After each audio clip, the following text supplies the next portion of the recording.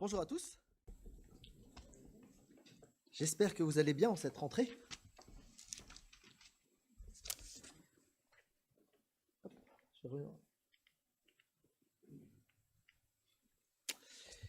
Il y a quelques années, j'ai travaillé dans un foyer pour enfants, le Bercail en Alsace. Donc, je travaillais en tant qu'éducateur. Et je me suis retrouvé face à une situation un peu bizarre parce que j'étais un des nombreux éducateurs qui s'occupait plutôt des enfants de 11-12 ans. Et je logeais en fait dans un appartement qui était juste à côté de l'appartement de jeunes majeurs. Et un soir, un des jeunes majeurs avait décidé de mettre la musique à fond.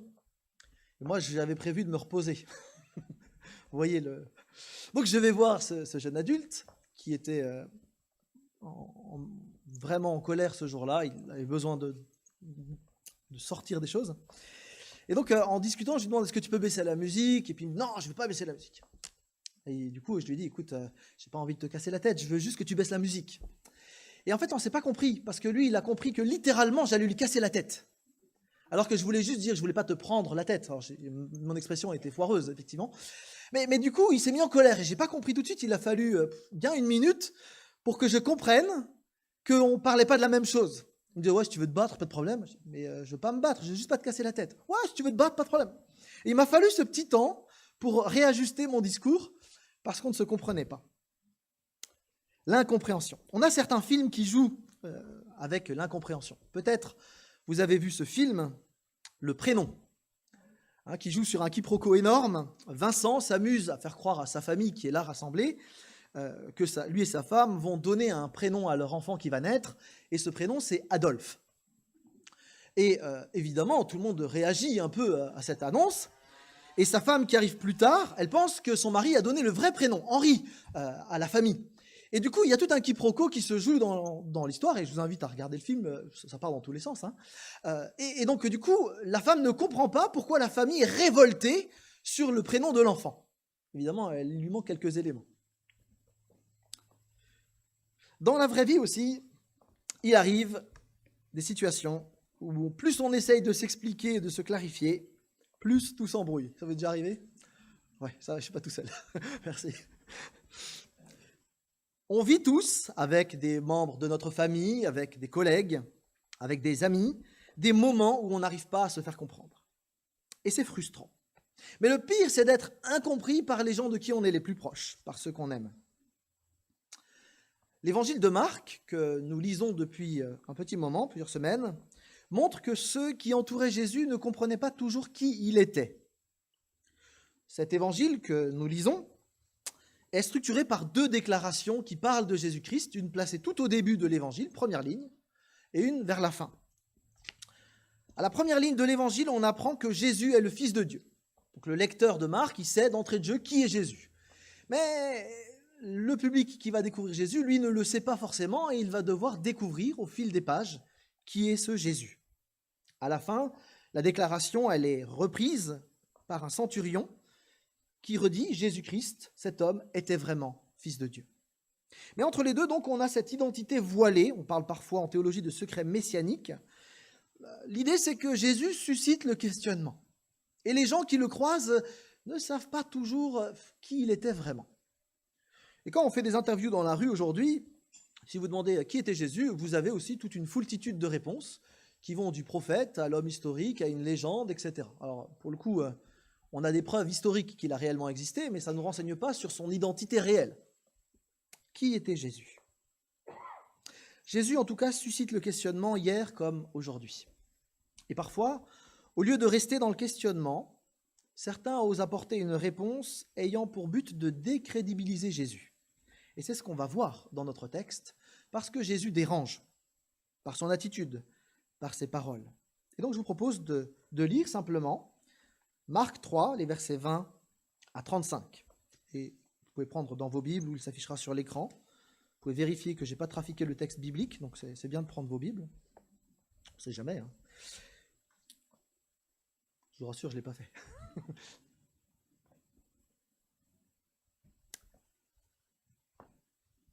Donc Jésus et ses disciples, se rendirent à la maison et la foule se rassembla de nouveau, de sorte qu'ils ne pouvaient même pas prendre leur repas. Lorsqu'ils l'apprirent, les membres de la famille de Jésus vinrent pour s'emparer de lui, car ils disaient « il a perdu la raison ». Les spécialistes de la loi, qui étaient descendus de Jérusalem, disaient « il a en lui Belzébul, c'est par le prince des démons qu'il chasse les démons ». Jésus les appela et leur dit sous forme de parabole « Comment Satan peut-il chasser Satan ? Si un royaume est confronté à des luttes internes, ce royaume ne peut pas subsister. Et si une famille est confrontée à des luttes internes, cette famille ne peut pas subsister. Si donc Satan se dresse contre lui-même, s'il est divisé, il ne peut pas subsister, c'en est fini de lui. Personne ne peut entrer dans la maison d'un homme fort et piller ses biens sans avoir d'abord attaché cet homme fort. Alors seulement, il pillera sa maison. Je vous le dis en vérité, tous les péchés seront pardonnés aux hommes, ainsi que les blasphèmes qu'ils auront proférés. Mais celui qui blasphémera contre le Saint-Esprit n'obtiendra jamais de pardon. Il mérite une condamnation éternelle. Jésus parla de cette manière parce qu'il disait « il a un esprit impur ». Sa mère, ses frères arrivèrent donc. Ils se tenaient dehors et l'envoyèrent appeler. La foule était assise autour de lui et on lui dit « voici ta mère et tes frères et sœurs. Ils sont dehors et ils te cherchent. » Il répondit « qui est ma mère ? Et qui sont mes frères ?» Puis il promena le regard sur ceux qui étaient assis tout autour de lui, et il dit « voici ma mère et mes frères. En effet, celui qui fait la volonté de Dieu, celui-là est mon frère, ma sœur, ma mère. » Depuis longtemps, les théologiens ont mis en relief que dans ce texte, il y a une forme de sandwich. Il est question des gens de la parenté de la famille de Jésus au verset 21, puis on les retrouve au verset 31, et donc ça forme une sorte de sandwich. Et puis au milieu, donc, dans les versets 22-30, on a cet intermède avec les spécialistes de la loi. L'idée, c'est que on a une opposition contre Jésus dans deux sens. De l'intérieur, on a les scribes, et de l'extérieur, on a sa famille qui s'oppose à lui. Ce procédé littéraire montre que Marc veut qu'on réfléchisse aux deux parties qui s'opposent à Jésus-Christ de manière parallèle. Les uns et les autres, pour des raisons qui leur sont propres, contestent l'autorité et l'identité de Jésus-Christ. Alors je propose ce matin, très simplement, on va suivre le plan que nous propose le texte, et on va regarder d'abord donc Jésus et les spécialistes de la loi. La défiance de Jésus envers les spécialistes de la loi va grandissant dans tout l'Évangile. Malgré les miracles, les spécialistes de la loi juive considèrent que la puissance que Jésus déploie n'est pas celle de Dieu. Ils ont du mal à reconnaître que Jésus puisse avoir quelque chose à voir avec Dieu. Alors, à leur décharge, c'était pas facile d'imaginer que le Messie ne serait pas un libérateur politique qui allait écraser les Romains. Et puis en plus, Jésus est quand même assez anticonformiste, parce qu'il va vers des gens étranges, des pécheurs notoires, des voleurs, des collaborateurs à la solde de Rome, des femmes de mauvaise vie, et même, comble du scandale pour l'époque, des étrangers. Pour des juifs pieux, cette attitude est inconcevable. Les pharisiens, qui sont l'école la plus répandue à l'époque, se battaient particulièrement pour que la pureté en Israël soit respectée. Et ils veillaient à ce que les 613 commandements de la loi juive soient appliqués. Et pour être sûr qu'ils soient appliqués, ils avaient rajouté des milliers de commandements pour entourer les 613 et pour être sûr que personne n'allait transgresser la loi de la pureté rituelle juive. Christian Grapp explique « La conception pharisienne de la pureté était une conception défensive en ce sens que, selon elle, la pureté est à tout moment mise en péril par l'impureté. Il importait donc de ménager un espace de pureté dans un environnement a priori impur et potentiellement contaminant, et pour ce faire, de respecter scrupuleusement la loi rituelle. » Comprenez, pour les Juifs et les pharisiens en particulier, il fallait rester pur, absolument. Et du coup, ils se demandaient comment le Messie, qui devait être le plus pur des purs, blanc, plus blanc, plus blanc, comment est-ce que ce Messie pouvait tolérer les mélanges avec des gens impurs ? Nécessairement, il allait être contaminé par leur impureté. En plus, Jésus ne fait pas qu'accueillir des gens qui viennent vers lui, il va lui-même vers eux. Quand je vous dis que Jésus est surprenant, premier siècle, quand vous êtes juif, ce Jésus, il dérange. Le texte que nous avons lu a été placé par Marc juste après un épisode important, le choix des 12 apôtres, que vous trouvez dans les versets 13 à 19. Ce n'est pas un hasard que le texte arrive là maintenant, avec cette histoire d'opposition. D'ailleurs, Jésus a choisi combien d'apôtres? C'est écrit 12. Pas 11, pas 13. Pourquoi 12? Le chiffre a une importance capitale. Il s'inscrit dans un cap théologique clair. En nommant les apôtres, Jésus est en train de reconstituer un peuple d'Israël qui était autrefois composé de 12 tribus. À l'époque de Jésus, il ne reste plus qu'une tribu et demie. On ne sait plus exactement où sont les tribus, il y a eu la déportation, etc. Et là, en fait, Jésus reconstitue symboliquement l'Israël de Dieu. Mais on sait par la suite que le peuple de Dieu ne va pas être composé de juifs uniquement. Il va y avoir des non-juifs qui vont entrer. La preuve, je ne sais pas combien il y a de juifs dans la salle, mais on doit pas être, il n'y en a pas nombreux, probablement. Donc, le peuple de Dieu ne va pas être composé uniquement par des Israélites de naissance, mais des nés de nouveau, des gens qui ont décidé de suivre Christ, quel que soit leur arrière-plan. Et cet assemblage disparate, mélangé, va devenir l'Église, peuple de Dieu. Alors c'est l'apôtre Paul qui va développer très largement cette thématique. Je vous renvoie vers la lettre aux Galates ou en Romains 9, là vous avez deux textes, en Romains 9, 26 par exemple et 24. En effet, dit Paul, ce ne sont pas tous ceux qui descendent du patriarche Israël qui constituent Israël. Et plus loin, c'est nous qui sommes les objets de sa grâce, nous qui l'a appelé non seulement d'entre les Juifs, mais aussi d'entre les non-Juifs. Il y a un mélange avec Jésus-Christ. Jésus en choisit donc 12, tout comme autrefois, il y avait les 12 tribus d'Israël. En fait, ces 12 sont le noyau de la nouvelle nation spirituelle de Dieu. Alors, ces 12 qui ont été choisis n'avaient rien d'extraordinaire. Ils étaient très différents les uns des autres, tous imparfaits. Vous pouvez regarder de plus près dans le texte. Et pourtant, Christ les a choisis. Jésus prend donc à contre-pied complètement les Juifs de son époque qui vivaient selon le mérite et dans le principe de pureté absolue, avec aussi le principe de séparation. Jésus, lui, il intègre dans son peuple, et il le fait encore aujourd'hui par son esprit.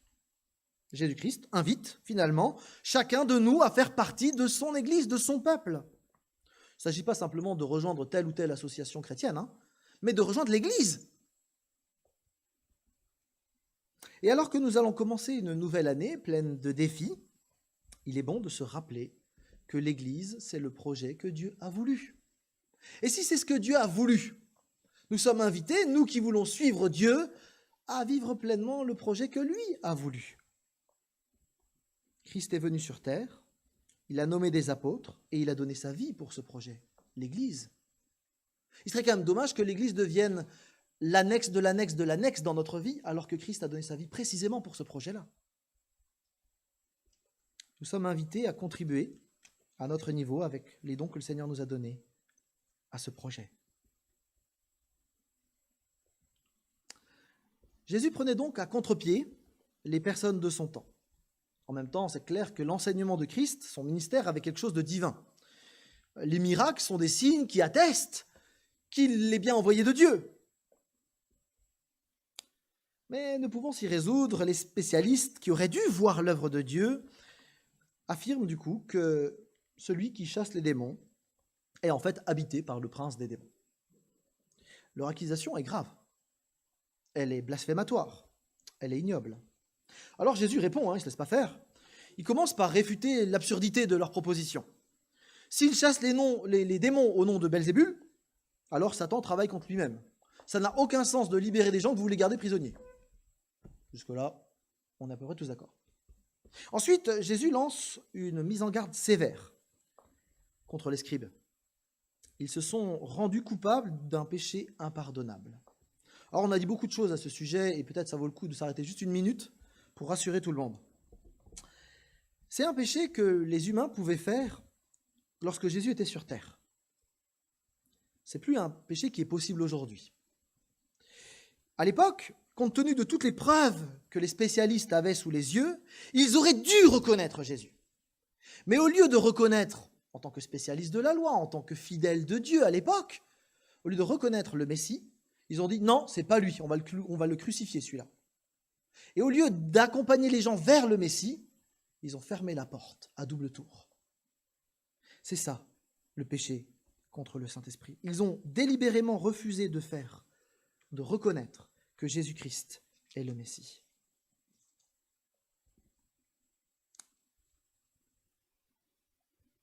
Jésus parle du blasphème contre le Saint-Esprit, donc, pour cette occasion. Parce qu'il faut bien comprendre que quand Jésus agit, le Père céleste agit et le Saint-Esprit agit. C'est toute la Trinité qui est à l'œuvre. Et le Saint-Esprit, précisément, c'est la personne de la Trinité qui constitue l'Église, qui travaille à ça, qui œuvre pour que ce peuple vive le projet. Un chrétien, un véritable chrétien, il est nécessairement habité par le Saint-Esprit. Et il veut travailler pour le projet de Dieu. Alors même sans avoir à craindre le péché contre le Saint-Esprit, puisque c'est à l'époque, il me semble qu'en ce début d'année scolaire, ça vaut la peine quand même de s'arrêter et de nous mettre à l'écoute du Saint-Esprit, précisément pour vivre l'Église et encourager d'autres à reconnaître Christ pour qui il est, à être source d'encouragement, non de découragement, à être outil dans les mains du Seigneur pour bénir, relever, fortifier, édifier. Et ça passe par une disponibilité de cœur. Ces spécialistes de la loi, ils n'ont pas voulu reconnaître Jésus-Christ parce qu'ils avaient décidé qu'ils n'allaient pas le reconnaître. Nous sommes invités à avoir une disponibilité pour servir. Arnaud nous rappelait pendant la scène, Jésus-Christ est le premier qui a lavé les pieds de ses disciples. Et nous sommes appelés, nous aussi, à vivre de cette manière-là dans le service des autres. On a là de quoi méditer alors que cette année s'ouvre. Nous tous, moi le premier. Quand on considère ces spécialistes de la loi, je me pose une question pour moi-même et je vous invite à vous la poser si vous le souhaitez. Est-ce que je facilite l'accès au Messie ou pas? Est-ce que dans ma vie, dans ma manière de parler, dans ma manière d'agir, est-ce que je facilite l'accès au Messie pour mes enfants, pour ma femme, pour mes collègues, pour mes amis, pour mes voisins, pour l'Église? Est-ce que je suis un facilitateur ou au contraire, est-ce que j'ai des choses à revoir?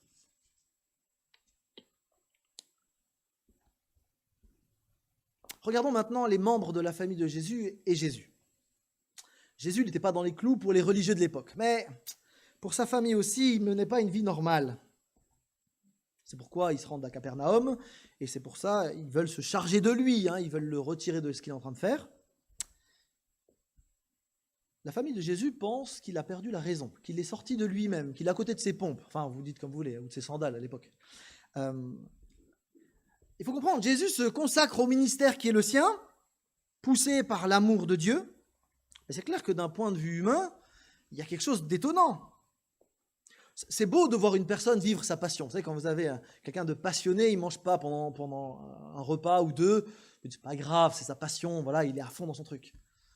Et Jésus, il a tout arrêté pendant 3 ans, il ne travaille plus. Donc la famille commence à flipper quand même. Il ne s'intéresse pas à plein de choses qui s'intéressent normalement les jeunes de 30 ans. C'est quoi son problème? Il est à côté de ses sandales. Dans notre texte, il y a un jeu de mots en grec. Alors, je vous fais la grâce de faire du grec ce matin, mais c'est important de voir le jeu de mots parce que vous avez le même mot, oikos, qui veut dire maison et famille.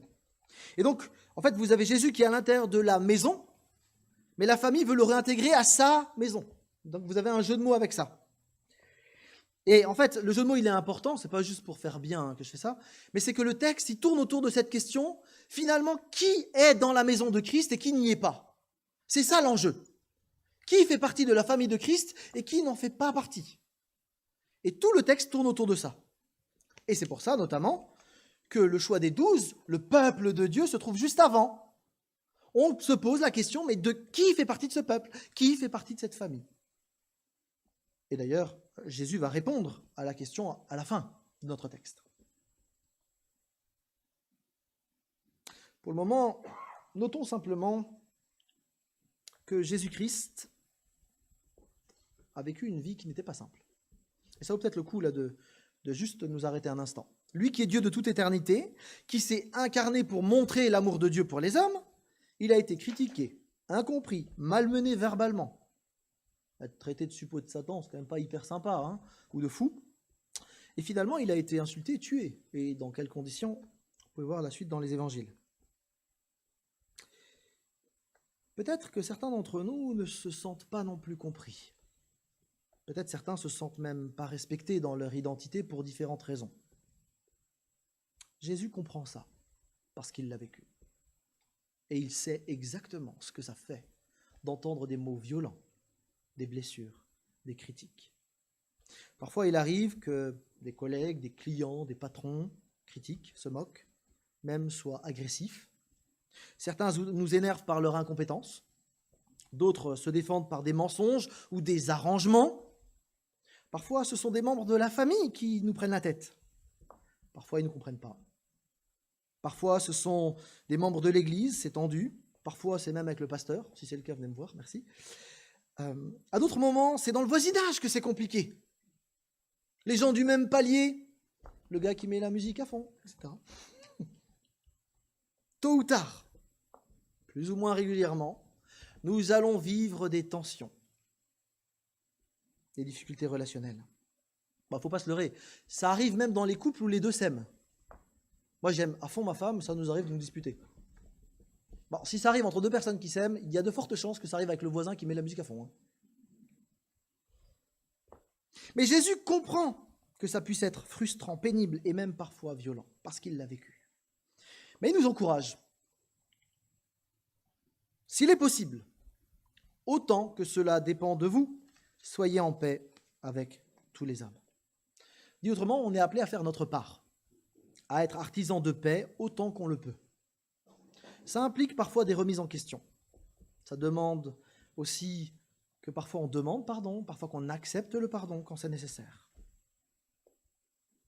Malheureusement, il arrive que parfois, malgré nos efforts, la relation reste compliquée. Des tensions existent et parfois des conflits restent.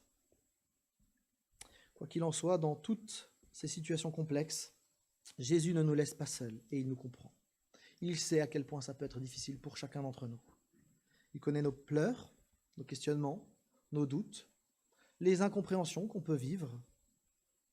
Et il nous invite tout à nouveau à nous tourner vers lui, celui qui comprend tout de chacun de ce que nous vivons. Dans le cas de Jésus, c'est assez violent. Imaginez-vous, votre mère, vos frères et sœurs, selon certains manuscrits, viennent et vous traitent de fou. Il y a plus sympa comme relation familiale.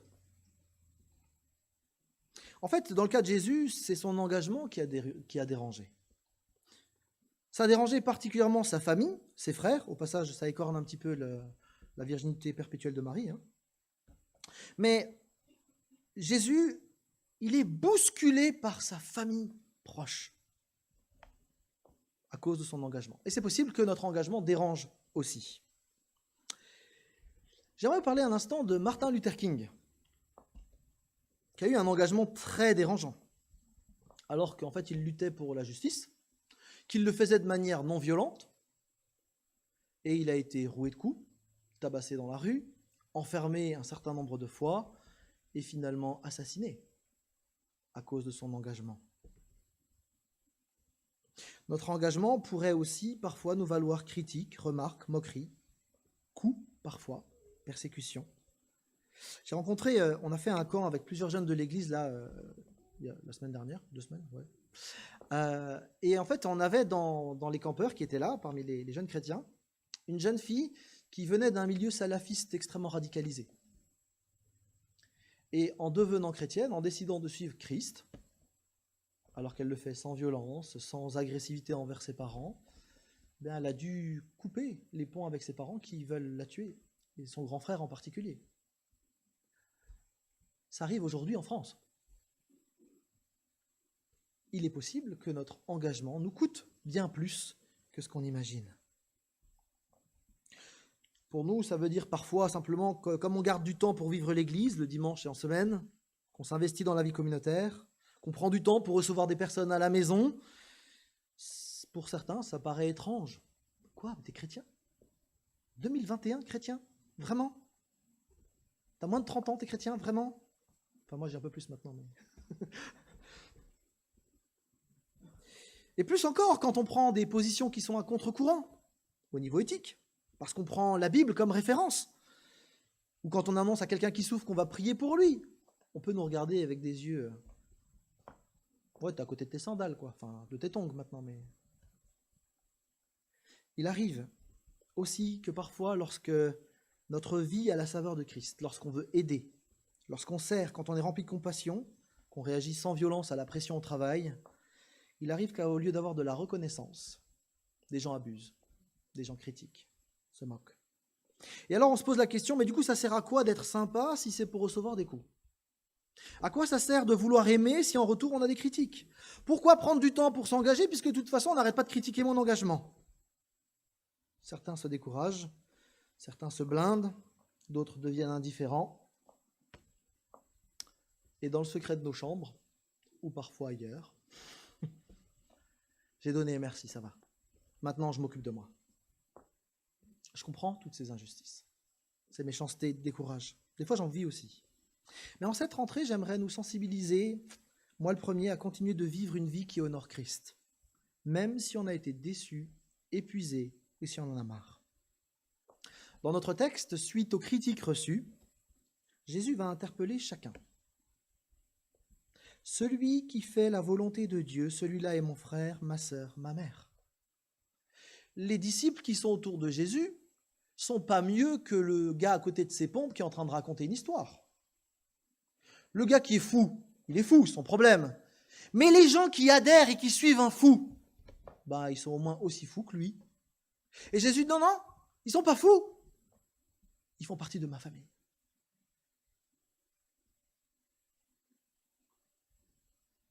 Le contexte de notre texte mentionne le peuple de Dieu, la famille de Christ. La question qui est au cœur du texte, c'est la suivante. Est-ce que je fais partie de la famille de Christ? Est-ce que je fais la volonté de Christ même quand ça m'oblige à faire des choses que beaucoup ne vont pas comprendre? Vous savez, suivre Christ, quand tout va bien, ça pose de difficultés à personne. Suivre Christ quand on voit plein de miracles, tranquille. Quand on découvre des chrétiens sympas, qui nous invitent chez eux, qui nous aident à marcher sur le chemin de la vie, ça va bien. C'est plutôt agréable, et Dieu merci, ça arrive souvent. Mais en même temps, dans l'Évangile, Jésus-Christ nous invite à le suivre et il n'hésite pas à dire que ça pourrait aussi nous coûter. Il n'a pas dit que ce serait une promenade de santé ou une balade tranquille. Pourtant, le suivre, c'est précisément ce qu'il attend de nous. Le chemin n'est pas toujours évident, mais on sait qui on suit. On sait qui est devant nous. Celui qui est devant nous, c'est celui qui nous a déjà prouvé son amour en mourant dans d'atroces souffrances par amour pour nous. Alors je peux le suivre parce qu'il a déjà prouvé qu'il m'aimait. Alors du coup, on ne veut pas regarder au chemin, aux difficultés présentes et aux futurs obstacles, même si elles sont là et on ne veut pas les nier. Il va falloir vivre avec. Mais on veut regarder à Christ qui nous accompagne. Je veux revenir sur Martin Luther King. Déjà parce qu'on a une exposition dans 2 semaines sur Martin Luther King et que je vous invite à y venir, samedi ou dimanche. Mais c'est un bon exemple. Martin Luther King a été, je vous l'ai dit, critiqué, menacé au téléphone plein de fois, par lettre aussi, et il a été sali.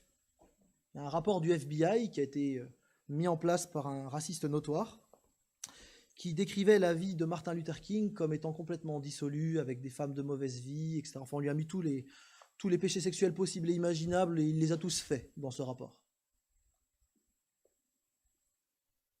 Et j'aimerais vous faire écouter, alors ce sera en anglais, mais c'est sous-titré en français, j'aimerais vous faire écouter juste son dernier discours, un jour avant d'être assassiné. On va essayer de le passer. Si tu veux bien mettre le son. Ouais.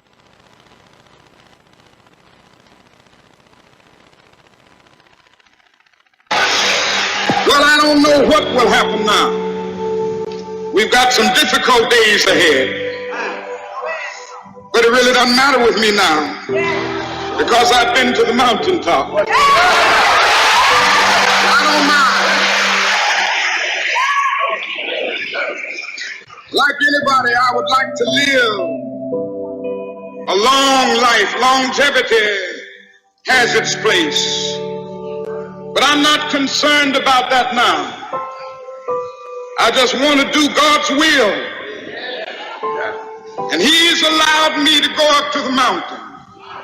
And I've looked over and I've seen the promised land. I may not get there with you, but I want you to know tonight that we as a people will get to the promised land.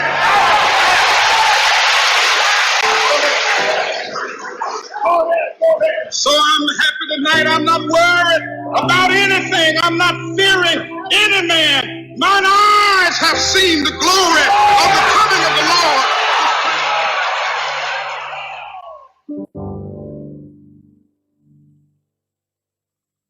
Je veux juste appliquer la volonté de Dieu. Je ne crains aucun homme. Il est menacé tous les jours.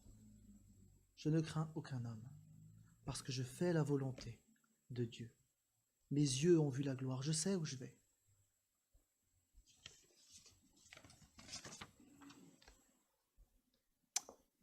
Notre texte montre que Jésus lui-même n'a pas été épargné. Suivre Christ, c'est suivre celui qui a été méprisé par ce monde.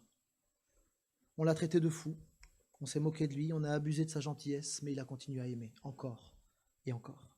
Nous sommes le peuple de ce Dieu plein d'amour. Et nous ne pouvons pas être ce peuple si nous ne sommes pas remplis de son amour. Nous sommes appelés à vivre une vie à sa suite, une vie de disciple, une vie cruciforme, en forme de croix, par amour pour les autres. Le modèle de Christ, il est parfait. Nous, on est totalement imparfaits, c'est entendu. Ça ne change pas l'objectif. Ça nécessite simplement qu'on soit à genoux pour demander à Christ chaque jour de nous remplir de son amour. Suivre Christ, c'est l'objectif de notre vie. Vivre une vie cruciforme. Et j'aimerais juste, en 2 minutes, reprendre un texte que vous avez peut-être lu une fois, qu'on comprend mal parfois, où Jésus dit, si quelqu'un veut marcher à ma suite, qu'il renonce à lui-même, qu'il se charge de sa croix et qu'il me suive. On pense parfois que la vie chrétienne, elle doit être caractérisée par la souffrance et la douleur. Mais ce n'est pas de ça dont parle Jésus. À l'époque de Jésus, vous avez plein de gens qui vont être crucifiés parce qu'ils sont rebelles à l'autorité de Rome. C'est pour ça qu'on est crucifié. Et le rebelle, il porte un panneau avec le motif de pourquoi il est condamné. Et puis il doit porter, non pas toute la croix, mais la partie transverse, le patibulum, et il le traîne par terre. Et dans toute la ville, il sillonne la ville, avec cet écriteau et le patibulum derrière, et devant lui marche un centurion romain. Et le rebelle qui s'est rebellé contre l'autorité de Rome, il doit là reconnaître dans toute la ville, il n'a pas le choix, qu'il est le serviteur de Rome. Et quand Christ nous demande, prends ta croix et suis-moi, il nous invite à reconnaître la supériorité de Christ sur nos vies, quel que soit le chemin.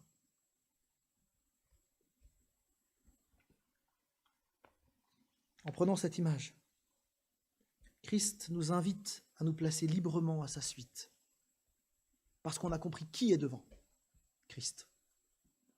Le secret messianique a été levé pour nous. On sait qui il est. C'est pas un fou.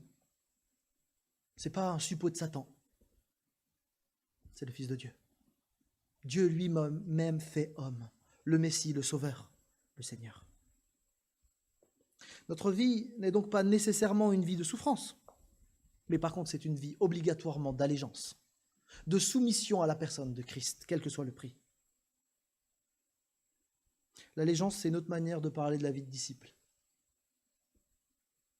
Cette allégeance à Christ nous oblige à vivre parfois une vie qui tranche avec ce qui nous serait naturel. Martin Luther King. Comme tout le monde, j'aimerais vivre une longue vie. Comme tout le monde.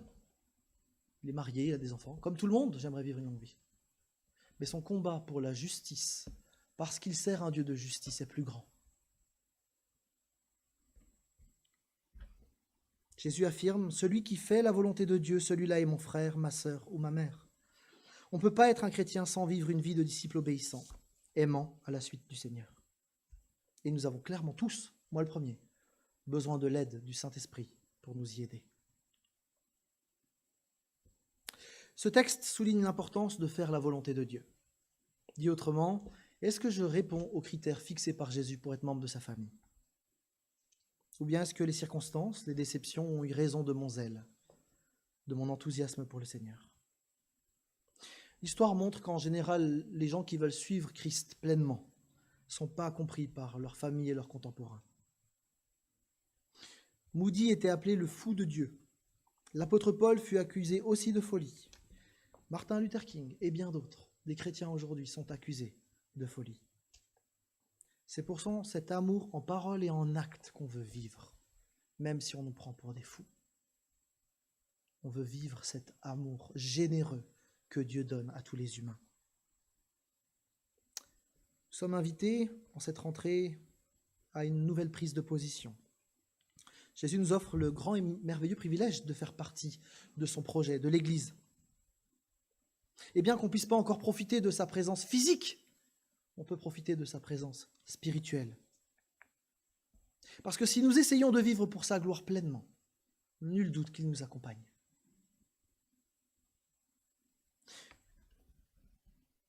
J'aimerais encourager ceux qui ne sont pas encore entrés dans ce peuple, dans cette famille, par le moyen de la nouvelle naissance, à oser faire confiance à celui qui a donné sa vie sur un bout de bois, par amour pour nous, à recevoir cette vie spirituelle qui vient d'en haut du Saint-Esprit. Et j'aimerais aussi encourager mes frères et sœurs à reprendre la marche avec le Seigneur, là où elle s'était peut-être arrêtée. Que le Seigneur nous vienne à tous en aide, et que l'on puisse vivre une vie qui a la saveur de Christ, une vie cruciforme durant toute cette année. Prions ensemble.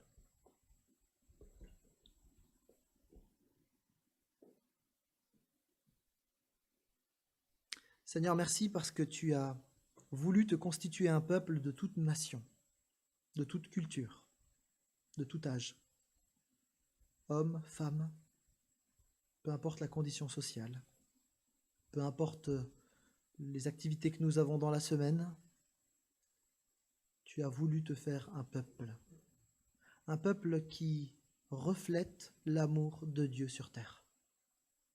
Tu as toi-même démontré tout cet amour que tu as pour les humains, et tu nous invites à suivre tes pas.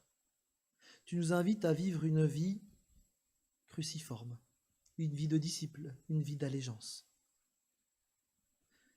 Seigneur, que nous puissions dire comme Martin Luther King, « Je veux faire la volonté de Dieu ». Alors c'est vrai, Seigneur, on aimerait bien vivre des choses qui sont aspirées, pour lesquelles les uns et les autres aspirent, une vie longue, heureuse, joyeuse, avec plein de belles choses.